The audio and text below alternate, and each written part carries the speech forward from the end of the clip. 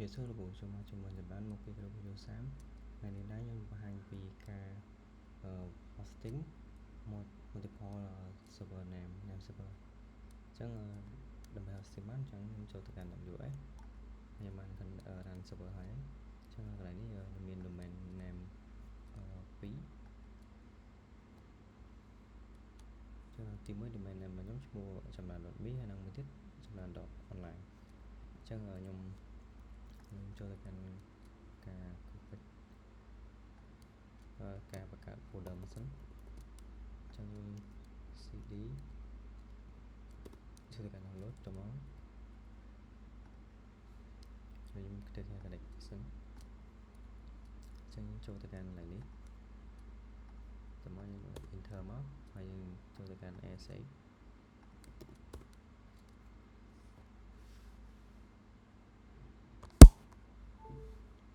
ទៅមកទៅការ clear មួយ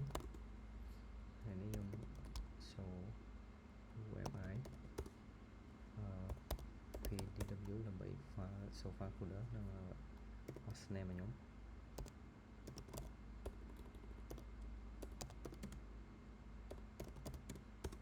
តើមកខ្ញុំធ្វើការ sudo apt update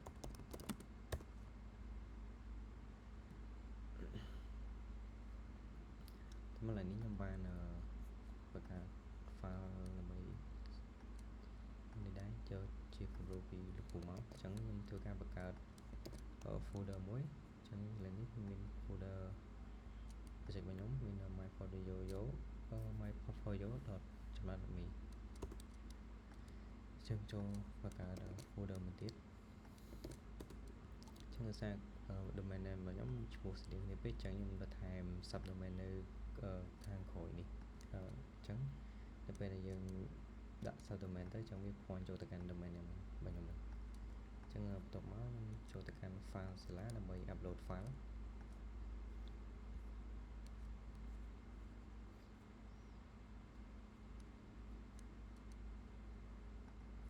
អញ្ចឹងកន្លែងនេះខ្ញុំ connect អញ្ចឹងកន្លែងនេះគឺជា IP public របស់ខ្ញុំអញ្ចឹង IP public ខ្ញុំយកមកពីកន្លែងនេះបន្ទាប់មកខ្ញុំធ្វើការ connect ចូលទៅពី connect ហើយចូលទៅកាន់ខាងលើនេះបន្ទាប់មកចូលទៅកាន់ var បន្ទាប់ទៀតចូលទៅកាន់ www អញ្ចឹងខ្ញុំឃើញ file project របស់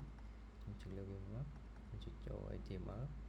អញ្ចឹងខ្ញុំទៅ copy file project ខ្ញុំសិនអញ្ចឹង file project របស់ខ្ញុំមានប៉ុណ្នេះអញ្ចឹងទៅការទាញចូលមកអញ្ចឹងsaoមានបញ្ហាទៅដល់ permission អញ្ចឹងទៅការទៅដល់ permission មួយសិន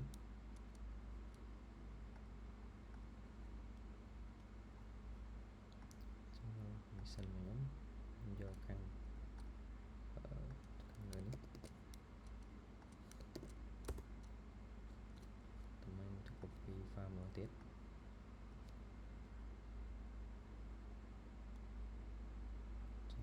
ចូលទីខ្ញុំធ្វើការ refresh មួយសិនចុច refresh មួយតម្រូវ copy file នឹងចូលមកទៀតចឹងឃើញថា file យកចូលហើយចឹងខ្ញុំដាក់ project មួយទៀតហើយមក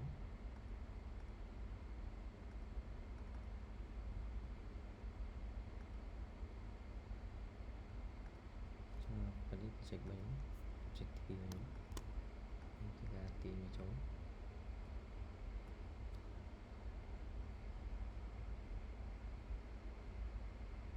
ចឹងបន្ទាប់ពី copy ចប់ហើយនឹងចូល step បន្ទាប់step បន្ទាប់នេះធ្វើការ config ចឹងធ្វើការ copy command នេះដើម្បីអានចូលទៅ copy file មួយចឹងកន្លែងនេះសាញ់ធ្លាប់ copy ហើយចឹងធ្វើការ save មក control x ចឹងធ្លាប់ copy ម្ដងចឹងមួយទៀតកន្លែងនេះគ្នាចឹងបាន config ហើយចឹងនេះគឺ file domain ខ្ញុំមកទៀតហើយធ្វើការ enable size វាចឹងចូល command ទី1មកចឹងនេះ auto release set ជាង program ហើយ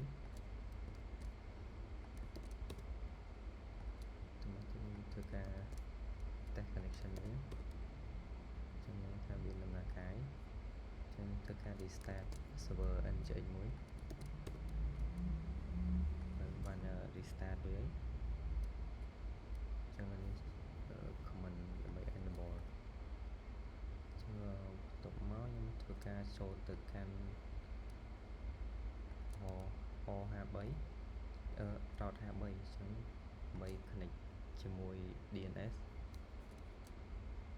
ចឹងខ្ញុំចូលពេលនេះខ្ញុំចូលទៅកាន់ host 0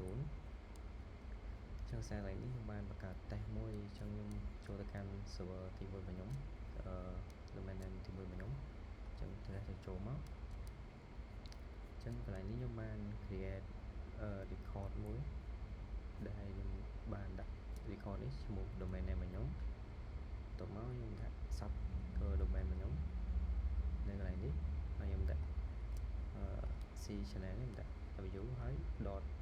sub domain ហើយជាមួយនឹង domain name របស់ខ្ញុំចឹងកន្លែងនេះដាក់ IP address IP public របស់ AWS ចឹងទៅការ config ជាមួយ value នេះក្នុង nameship ចឹងខ្ញុំចូលទៅកាន់ nameship តោះមកធ្វើការ manage វាចឹងកន្លែងនេះខ្ញុំដូរទៅដាក់ custom domain custom DNS ដើម្បីដាក់ name server ពី route 53ទៅចឹងកន្លែងនេះដាក់ copy ទាំង4នេះចឹងពីទី1ហើយទី2តមកចូលទៅកាន់ទី3ទៅកាន់ add មួយទៀតមកហើយចូលទៅកាន់មួយទៀតទី4តមកទៅពីយើង add 4ហ្នឹងហើយការចុច save វាមកចឹងទៅពី save ហើយវា load success ហ្នឹងអាចនឹងចាំ take time ទៅដល់48ម៉ោងចឹងវាសារថាហើយយើងចូលទៅកាន់ test នៅក្នុង DNS checker មើលចឹងដាក់ test ទីមួយចូលទៅកាន់ DS ទៅការ search មួយចឹងឃើញថាដើរបាន3-4ប្រទេសដែរចឹងចូលទៅកាន់ A ចឹងវាអត់បើកអស់ទេ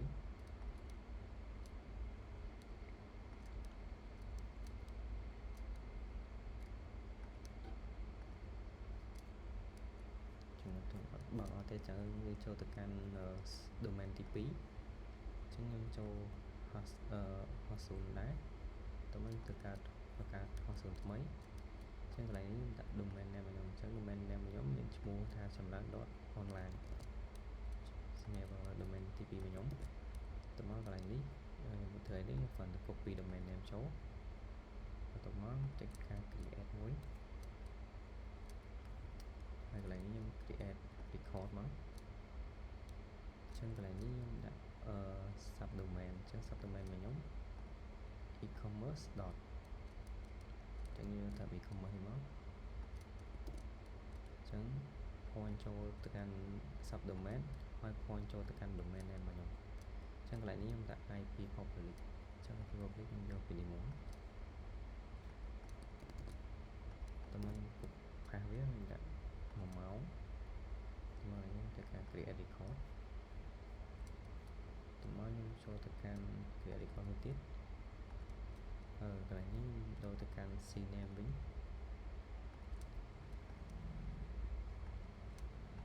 កន្លែង value នេះខ្ញុំដាក់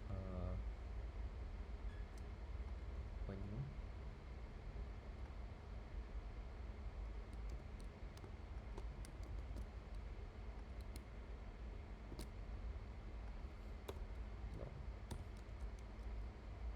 ចឹងនេះដាក់ w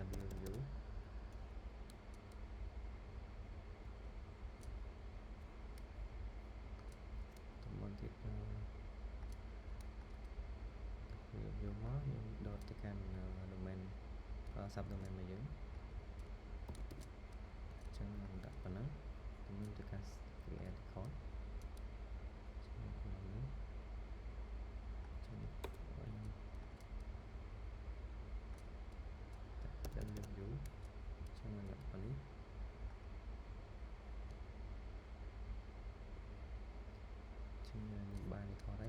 ការ connector កាន់ DNS លើ server លើ domain ទី2របស់ខ្ញុំ back ទៅវិញខ្ញុំចូលទៅកាន់ domain ទី2របស់ខ្ញុំកន្លែងនេះយើង config ដូចគ្នាយើងធ្វើការ copy server name ទី1 server name ទី2 និង server name ទី3ហើយដាក់ server name មួយទៀតlà server name ទី4របស់យើងចុងក្រោយនេះអញ្ចឹងយើងធ្វើការចុច tick នេះមក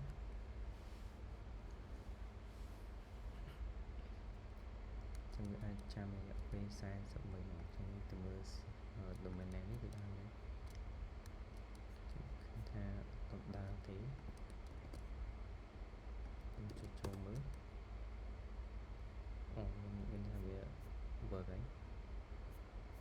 យើងចូលទៅមើល domain name ទី2របស់យើង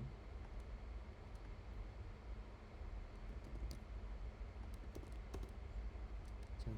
domain ទី2ដោយសារយើងពឹង config នេះ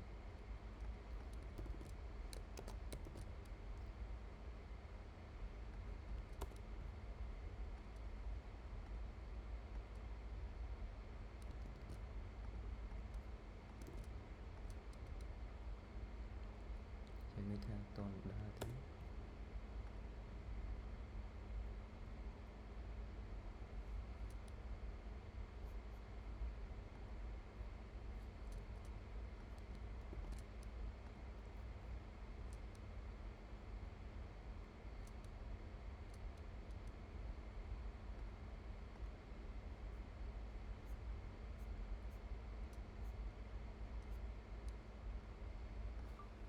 ចឹងឃើញថា basic ហ្នឹងបានដំណើរការចឹងនេះ domain name ទី1របស់ខ្ញុំទៅធ្វើអំពី portfolio ហើយ domain name ឈ្មោះចម្រើន .me ហើយមួយទៀតដែលជា basic អធិប្បាយរបស់ e-commerce ចឹងខ្ញុំ point ទៅកាន់ domain name របស់ខ្ញុំមួយទៀតមានឈ្មោះថាចម្រើន .online ចឹងកន្លែងនេះឃើញថាវាអត់មាន ASL ដើម្បី security ទេចឹងខ្ញុំធ្វើការ install វាមួយឬក៏ common នេះ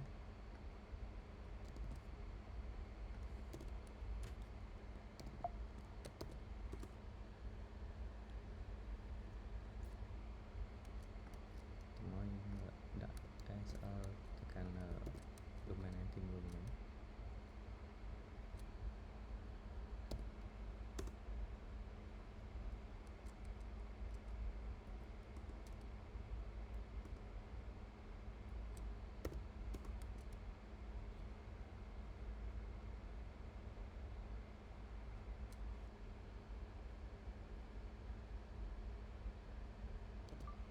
ចឹងឃើញថា success ហើយចឹងខ្ញុំដាក់ទៅកាន់ domain name មួយទៀត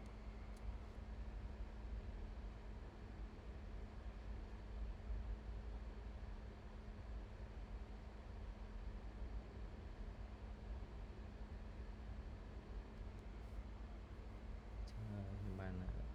ដាក់ ASL វាហើយចឹងទៅកាន់ frame មួយមកចឹងតាម check ខ្ញុំ security បាត់កន្លែងនេះចឹងខ្ញុំបាន update ASL ហើយចឹងការបង្ហាញខ្ញុំមានតែប៉ុណ្ណឹងសូមអរគុណលោកគ្រូ